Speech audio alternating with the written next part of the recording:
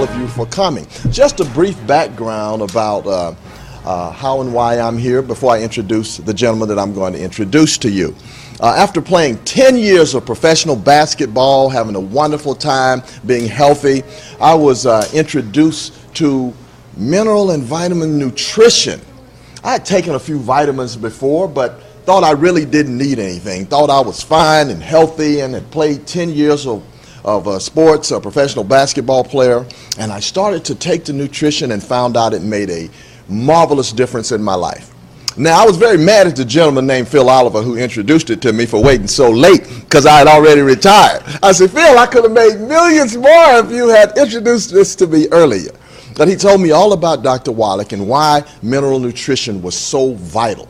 Did some research, got an opportunity to meet this man that had done so much research for so many years and had not only done the research so that we could read it and learn about it, but so we could practically take it into our own lives and let it empower us and our families. That was about 15 years ago when I met Doc. And I've been traveling with him and taking the products. I'm a very big fan of it, and it's impacted my life and so many lives of countless people that I've met and that many others have met all across the world. So we kind of formed this family, and I'm glad to have you all as a part of it, glad to have Brandy and all of you to be here today. Now, Doc started work, as you know, Doc has a background that's very diverse.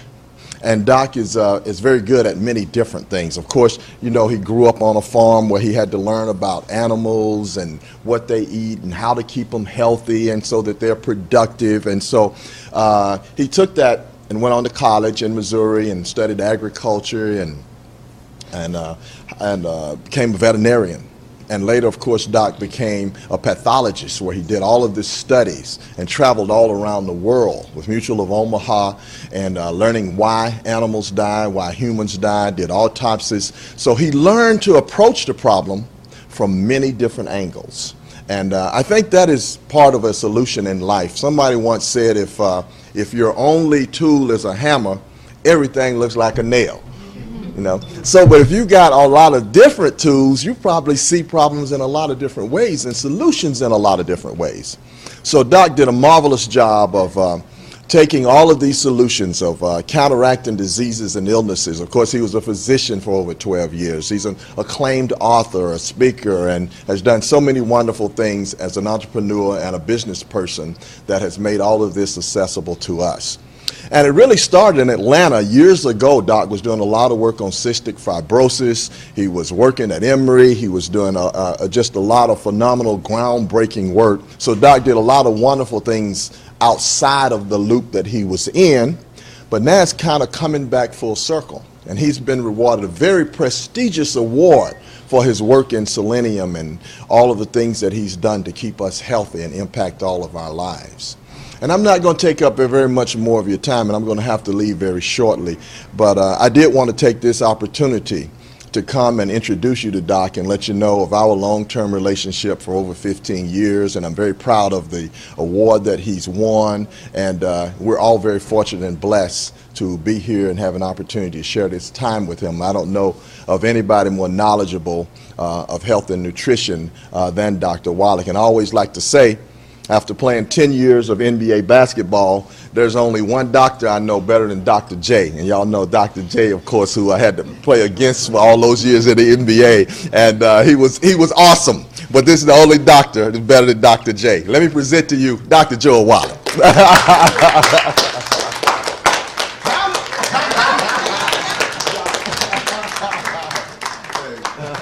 Thank you so much, Mike. And I really appreciate that. Man, to be competing with Dr. J.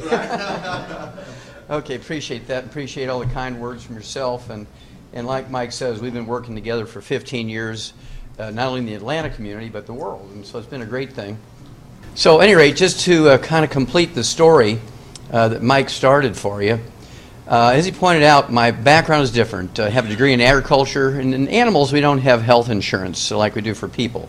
So we had to learn how to just get rid of the problem. There was no stringing things along over time and paying for what we call palliative treatment, where you just treat the symptoms. We had to get rid of the problem because agriculture is an economic industry, no health insurance for animals, right? And everything comes down to, as Mike said, again, production. More weight, more volume of milk, more eggs per pound of feed. That's the only way you can survive in the agricultural industry.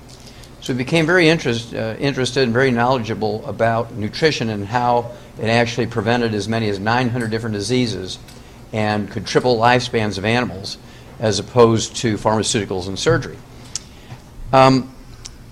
The situation was during the 1970s, actually was part of a big National Institutes of Health grant, which is called the Center for the Biology of Natural Systems out of Washington University in St. Louis, Missouri.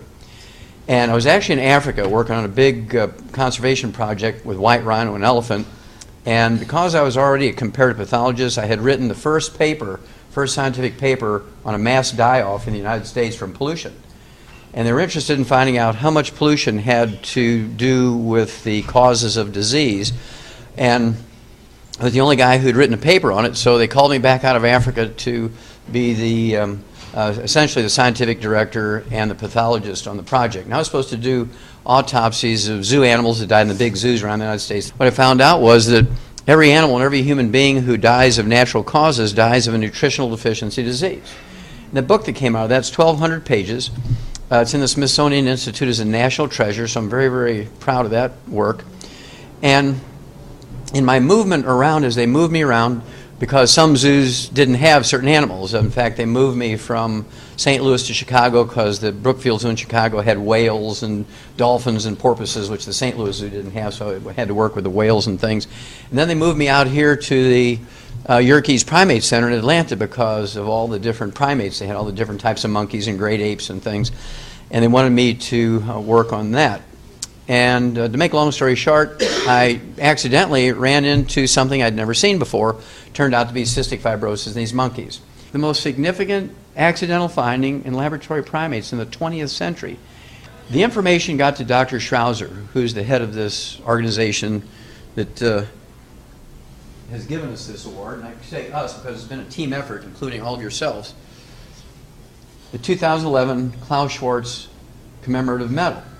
Now, this particular award has been given for 28 years, every year for 28 years, to international scientists all over Europe, China, Asia, Africa, South America, the United States, Canada. And these scientists are all MD, PhDs. They're all from the National Institutes of Health, the FDA, U.S. Department of Agriculture. I mean, this is pretty heavy stuff. I'm the first veterinarian and the first naturopathic physician to get the award. Okay, so I'm proud of that. This is what we're building this army for. The FDI Longevity 90 for Life Crusade. And if you listen to the radio program or if you get online and listen to the streaming, you'll hear me talk about this 90 for Life crusade to save America through saving our kids.